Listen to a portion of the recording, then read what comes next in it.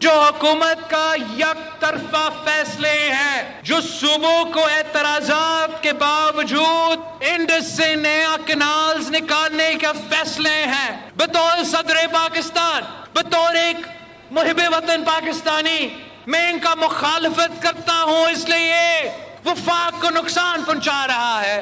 انشاءاللہ تعالی یہ تمام سازشیں ناکام ہوں گے۔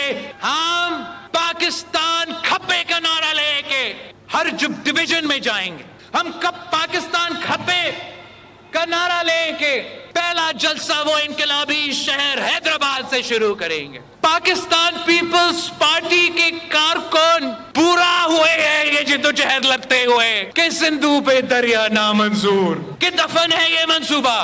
اب کنالز کا مخالفت بھائی پیپلز پارٹی ہی اکیلا پانی کا منصفانہ تقسیم پاکستان بھر میں اور عالمی سطح پہ لگتے آ رہی ہے۔ ہزاروں سال سے نسل در نسل ایک ہی کام ہمیں آتا ہے کہ دریا کے ساتھ رہنا ہے اور کاشت کرنا ہے۔ دریائے سندھ پر یک طرفہ کنالوں کا منصوبہ نامنظور، بلاول بھٹو زرداری کا پاکستان کھپے جلسہ حیدرآباد سے شروع کرنے کا اعلان۔ ذوالفقار علی بھٹو کی برسی پر جلسے سے خطاب میں کہا کہ عوام کو کنال نامنظور ہیں تو ہم عوام کے ساتھ ہیں، پھر پیپلز پارٹی شہباز شریف کے ساتھ نہیں ہوگی۔ پانی کی منصفانہ تقسیم ہمارا حق ہے۔ صدر زرداری نے پارلیمنٹ کے مشترکہ اجلاس میں نہروں کی مخالفت کی۔ وفاق کی ترجیح کی ضرورت ہے۔ پاکستان کا عوام کا یہ جو مطالبہ ہے، جیسے مہنگائی پہ قابو کیا ہے ویسے عوام کو روزگار کا یہ مطالبہ ہمیں پورا کرنا پڑے گا۔ حکومت کے ساتھ بیٹھ کے انشاءاللہ تعالی ہمارا ہمیشہ یہ کوشش ہوگا کہ پسماندہ علاقے کو ترجیح دیا جائے۔ ملک بھر میں ترقیاتی منصوبے مشترکہ طور پر نہ بنے تو کسی بجٹ کو ووٹ نہیں دیں گے۔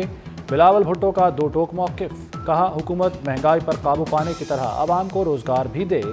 حکومت کے ساتھ بیٹھ کر پسماندہ علاقوں کی ترقی کے لیے بات کریں گے، مثبت سیاست سے مسائل کا حل نکالیں گے۔ دہشت گردوں کو پہلے بھی شکست دی، اب بھی دیں گے۔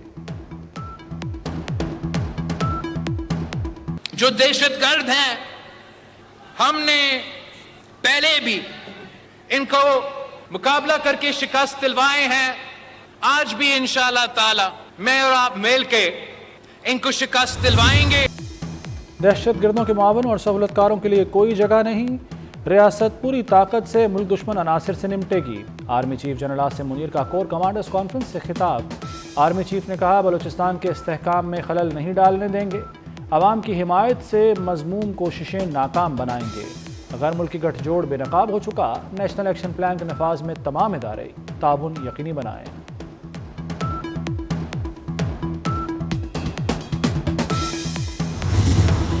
NFC نہ دینا، 58-57 لاکھ آبادی آنے کے بعد اس صوبے کے ساتھ اور اس صوبے کی اس عوام کے ساتھ جو ان کے ساتھ منسلک ہوئی ہے، مرج ہوئی ہے، ان کے ساتھ یہ بہت بڑی زیادتی ہے۔ میں نے اپریل کی ڈیڈ لائن دی تھی، میرے ساتھ انہوں نے ایگری کیا تھا کہ اپریل میں NFC بلائی جائے گی، ریوائز کیا جائے گا، اور یہ ایجنڈا آئے گا تو ایجنڈا ہمارا یہ قانونی اور آئینی حق ہے۔ اپریل مینز اپریل، یہ میرا آئینی حق ہے۔ اس آئینی حق کے لیے پھر میں نکلوں گا، پورے صوبے کی عوام کو بھی لے کے نکلوں گا، پورے صوبے کی پولیس کو، انتظامیہ کو، سرکاری ملازمین کو، سب کو لے کے نکلوں گا، اور یہ حق میں مانگتا ہوں۔ اور اگر مجھے حق نہیں ملے گا تو پھر میں دکھاؤں گا کہ میرا صوبہ، میری عوام اتنی کمزور اور اتنی لاوارث نہیں ہے۔ وزیر اعلیٰ خیبر پختونخوا علی امین گنڈاپور نے پھر احتجاج کی دھمکی دے دی۔ NFC ایوارڈ میں طے شدہ چیزیں دینے کا مطالبہ، بولے ہمیں لاوارث نہ سمجھا جائے، عوام اور پولیس کو لے کر نکلوں گا۔ احتجاج میں صوبائی انتظامیہ اور سرکاری ملازمین بھی شامل ہوں گے۔ وزیر اعظم اور وفاقی وزراء پر افسوس ہے، بات چیت کے اعلان پر عمل کریں، شہریوں کا تحفظ ہماری ذمہ داری ہے۔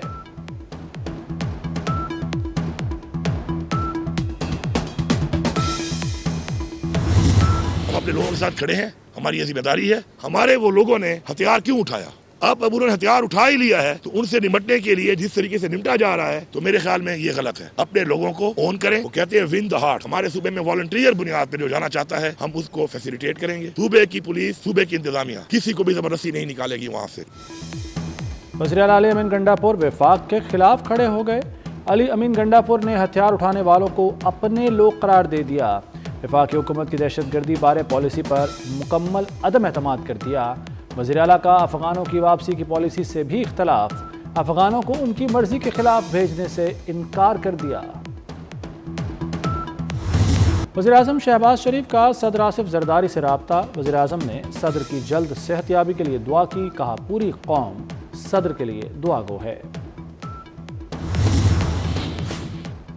پنجاب میں پانی ضائع کرنے والی سوسائٹیوں کے دفاتر سیل کیے جائیں، مقدمات درج اور 5 لاکھ تک جرمانہ کرنے کا حکم۔ لاہور ہائی کورٹ کا پی ایچ اے کی کارکردگی پر عدم اطمینان کا اظہار، جسٹس شاہد کریم نے ایل ڈی اے کو پانی کی ری سائیکلنگ کے بغیر نقشے منظور کرنے سے روک دیا، ٹریفک قوانین کی خلاف ورزی پر بھاری جرمانوں کی تجویز بھی دے دی۔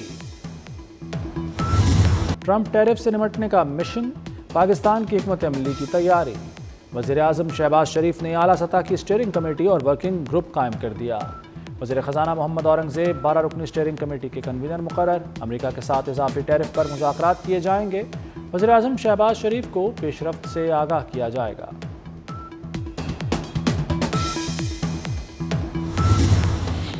دو بڑی معاشی طاقتیں آمنے سامنے آ گئیں، امریکی ٹیرف پر چین نے عالمی تجارتی تنظیم میں مقدمہ دائر کر دیا۔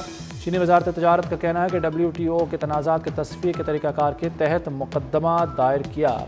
چین نے امریکی اشیاء پر 34% ٹیرف بھی لگا دیا۔ چینی ٹیرف کا نفاذ 10 اپریل سے ہوگا۔ 11 امریکی کمپنیاں غیر معتبر اداروں میں شامل۔ ٹرمپ ٹیرف نے امریکی معیشت ہلا کر رکھ دی، امریکی منڈیاں 2020 کے بعد بدترین گراوٹ کا شکار، سرمایہ کاروں کے کھربوں ڈالر ڈوب گئے، خام تیل کی قیمتوں میں 8% سے زائد کی کمی، ایپل کمپنی کو بھی $300 ارب کا نقصان، عالمی مالیاتی منڈیاں بھی شدید دباؤ کا شکار، دنیا بھر میں نئی کساد بازاری کا خدشہ پیدا ہو گیا، ٹرمپ کا ٹیرف پالیسی بدلنے سے انکار۔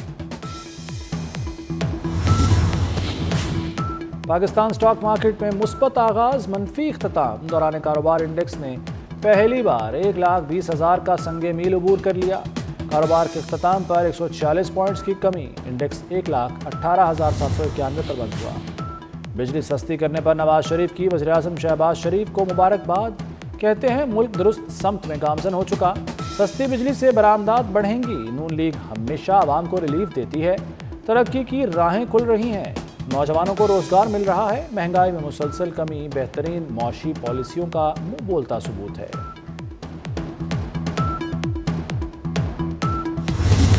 پرائیویٹائزیشن اس وقت آئیسکو، فیسکو اور گیپکو کی فل سکیل کے اوپر آن ہے، آگے لیسکو، میپکو اور ہزیکو بھی ہمارا انشاءاللہ ہدف ہے۔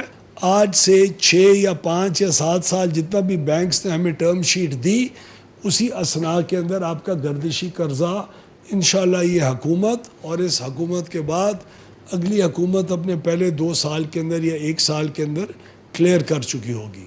ہم تمام میٹرز یعنی جتنے بھی 4 کروڑ میٹر ہیں، چاہے سنگل فیز ہیں، 3 فیز ہیں، ٹرانسفارمرز کے اوپر میٹرز ہیں، ان کو ٹوٹل آٹومیشن کی ہم اس وقت پلاننگ کر رہے ہیں جو جون میں فائنلائز ہو جائے گی۔ وزیر توانائی اویس لغاری کا 6 بجلی کمپنیوں کی نجکاری کا اعلان، پہلے مرحلے میں آئیسکو، فیسکو اور گیپکو کی نجکاری ہوگی، دوسرے مرحلے میں لیسکو، میپکو اور ہیسکو شامل۔ اویس لغاری کہتے ہیں بجلی کی قیمت مزید کم ہو سکتی ہے، بجلی کمپنیوں کے مسائل حل کرنا ضروری ہے، تقسیم کار کمپنیوں کی ناقص کارکردگی مسئلہ ہے۔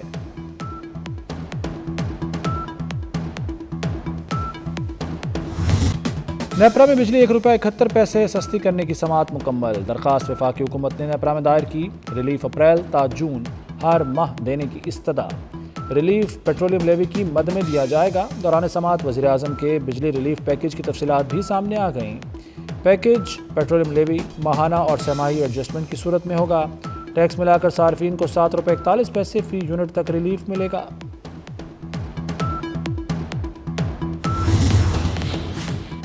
حکومت نے عوام کو ایک اور ریلیف کی خوشخبری دے دی، بجلی بلوں پر پی ٹی وی اور دیگر غیر ضروری سرچارجز ختم کرنے کا پلان تیار، وزارت پاور ڈویژن کے مطابق سفارشات آئندہ ہفتے وزیر اعظم کی زیر صدارت اجلاس میں پیش کی جائیں گی۔ 4 کروڑ 26 لاکھ صارفین سے پی ٹی وی فیس کی مد میں 1.5 ارب وصول کیے جاتے ہیں۔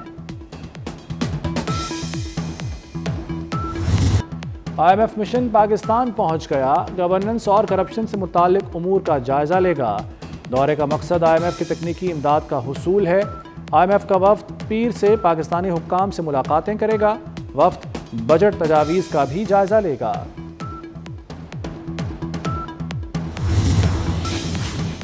پاکستان کا مجموعی قرضہ 74,000 ارب روپے سے بڑھ گیا۔ وزارت خزانہ نے شش ماہی قرضوں کی رپورٹ جاری کر دی۔ دسمبر 2024 تک مقامی قرضوں کا حجم GDP کے 67% پر پہنچ گیا، جبکہ پاکستان کا بیرونی قرضہ GDP کا 33% ہے۔ سٹیزن کارڈ ہولڈر افغان شہری بھی اب نہیں رہ سکیں گے۔ غیر قانونی افغان باشندوں کو واپس بھجوانے کے لیے پھر مہم کا آغاز۔ وزارت داخلہ نے صوبائی حکومتوں کو ٹاسک سونپ دیا۔ لاہور سمیت تمام اضلاع نے افغان باشندوں کی واپسی کا پلان تشکیل دے دیا۔ مانیٹرنگ کے لیے کنٹرول روم قائم۔ وزیر اعلیٰ پنجاب کا دکانوں، ورکشاپس، چھوٹے اداروں کے ورکرز کی رجسٹریشن کا حکم۔ کم از کم اجرت پر عمل درآمد نہ کرنے والے اداروں کے خلاف کارروائی ہوگی۔ مریم نواز سے صوبائی وزیر فیصل ایوب کھوکھر کی ملاقات۔ لیبر کے لیے راشن کارڈ پروگرام کا جامع پلان طلب کر لیا۔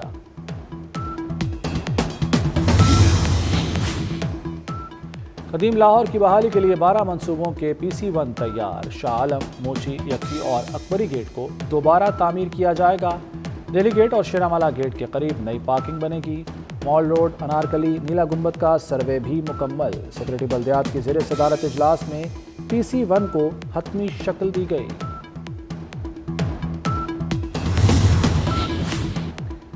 راجہ رفعت مختار DG FIA تعینات۔ راجہ رفعت مختار اس سے قبل IG موٹر وے پولیس کے طور پر فرائض سر انجام دے رہے تھے۔ سعودی ولی عہد محمد بن سلمان اور ایرانی صدر مسعود پزشکیان میں ٹیلی فونک رابطہ۔ خطے کی تازہ ترین صورتحال پر تبادلہ خیال۔ ایرانی صدر نے کہا کہ کسی ملک سے جنگ نہیں چاہتے، خطے میں امن چاہتے ہیں۔ سعودی ولی عہد کی قیام امن اور کشیدگی میں کمی کے لیے کردار ادا کرنے کی یقین دہانی۔